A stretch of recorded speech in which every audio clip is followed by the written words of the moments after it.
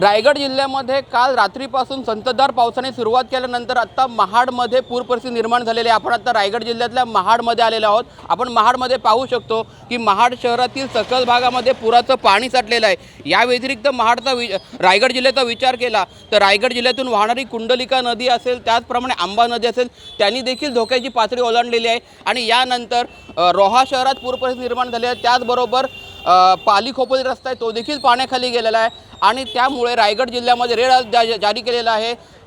रायगडमधली परिस्थिती पाहिली तर ज्या ठिकाणी पूर परिस्थिती आहे त्या ठिकाणी प्रशासनाने स्थानिक लेवलला शाळांना सुट्ट्या जाहीर केलेल्या आहेत।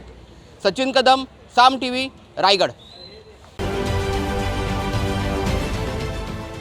देश विदेशातील प्रत्येक घडामोडींचे लाईव्ह अपडेट मिळवण्यासाठी आता साम टीव्हीच्या सर्व सोशल मीडिया प्लॅटफॉर्मला लाईक, फॉलो आणि सबस्क्राईब करा। तसंच सर्व नोटिफिकेशनसाठी बेल आयकॉन प्रेस करायला विसरू नका।